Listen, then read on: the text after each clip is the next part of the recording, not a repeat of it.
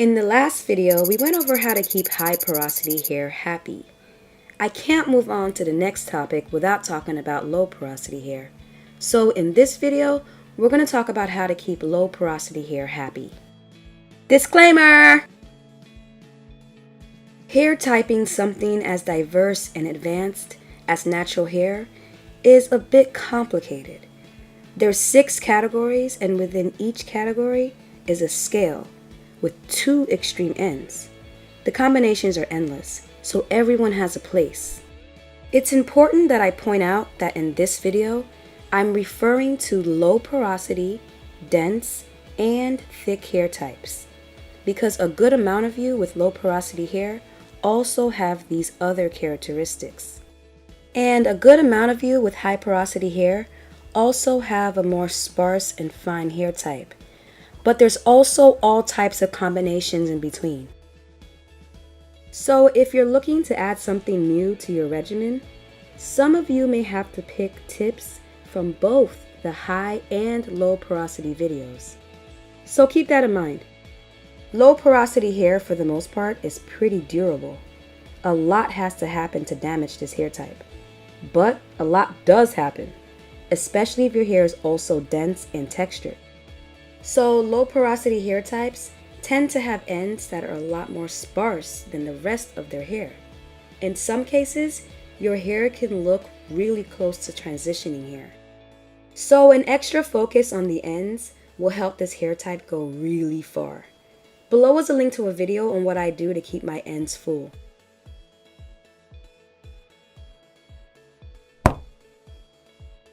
Low porosity hair types tend to have thick cuticle layers, so it does a great job at holding onto microscopic water molecules. Compared to high porosity hair types, it takes longer to get crispy dry and doesn't need to be soaking wet as often. Think of it like high porosity hair is like a plant that needs to be watered often, and low porosity hair is like a plant that doesn't need to be watered as often.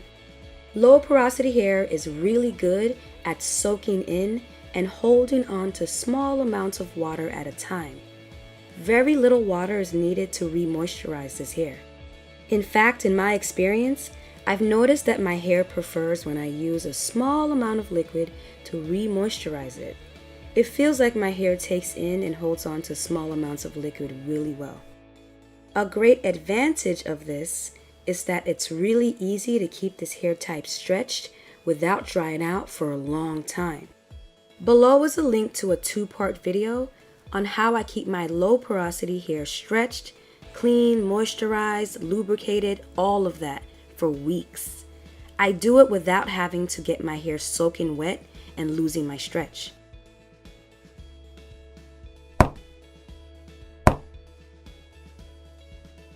Low porosity hair also has a high tolerance for long-term protective styles.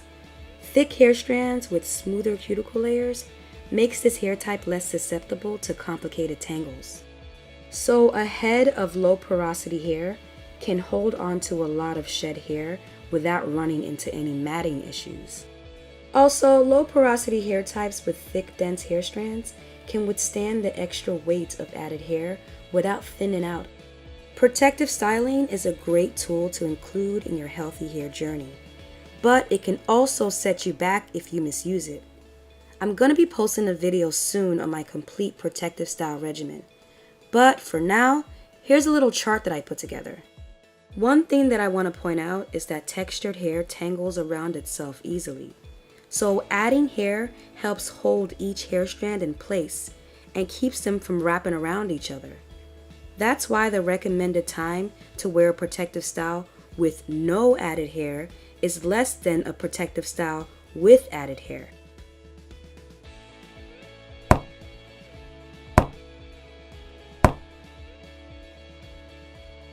By now, we all know that all natural, tightly textured hair benefits one way or the other from stretching.